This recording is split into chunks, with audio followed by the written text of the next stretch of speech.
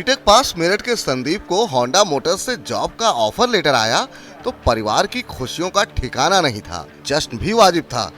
4 साल की मेहनत और लाखों रुपए खर्च करने के बावजूद 1.5 साल से बेरोजगार था संदीप। जॉब कंसल्टेंसी एजेंसी ने इंटरव्यू के समय ही बता दिया था कि ज्वाइनिंग से पहले पासपोर्ट, वीजा और फ्लाइट की टिकट के लिए 80,000 रुपए जमा कराने होंगे।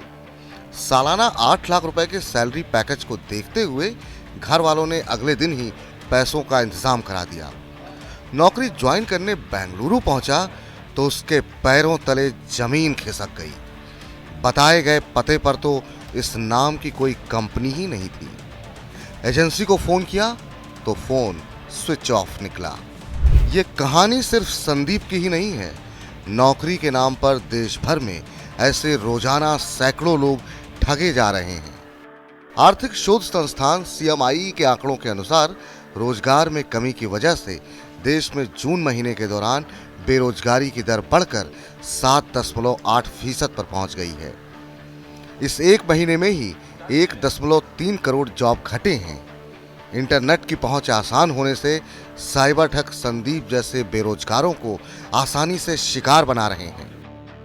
कम पढ़े लिखे लोगों से ठगी करना तो और भी ज्यादा आसान है।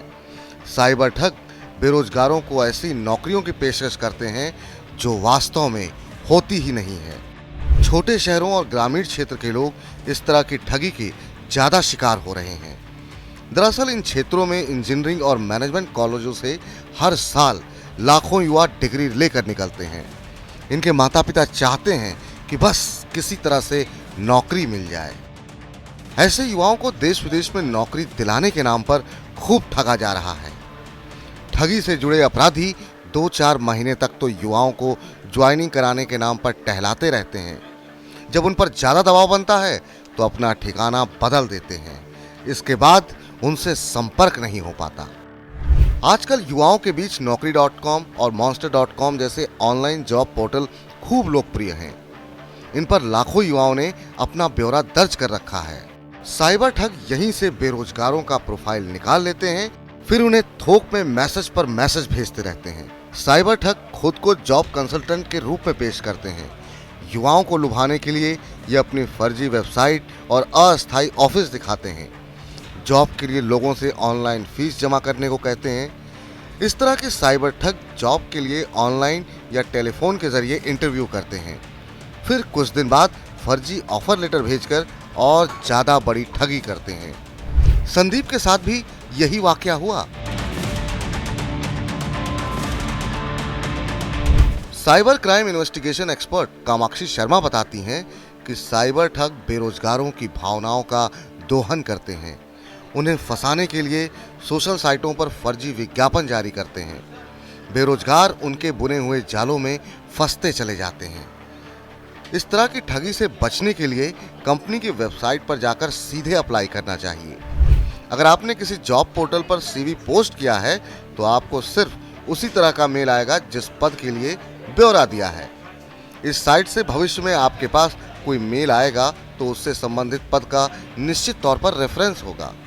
इसके अलावा आपके पास कोई ऑफर आ रहा है तो समझ लें कि वो ठगी से जुड़ा हो सकता है। ध्यान देने वाली बात यह है कि कोई भी कंपनी अप्लाई या ज्वाइनिंग कराने के लिए फीस नहीं लेती। अगर इस एवज में आपसे कोई पैसे मांग रहा है तो सतर्क हो जाएं कि आपके साथ ठगी होने वाली है। ऐसे में जॉब के एवज में आपके पास कोई सिक्योरिटी डिपॉजिट, रजिस्ट्रेशन या फ्लाइट की टिकट के पैसे मांग रहा है तो हरगिज ना दें। जॉब के नाम पर ठगने वालों की पहचान करने का एक और तरीका ये है कि उनकी मेल को तसल्ली से पढ़ें।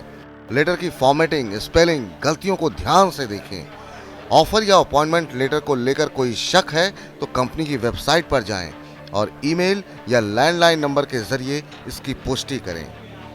जॉब के लिए भावनाओं में ना बहें बल्कि असलियत को परखें।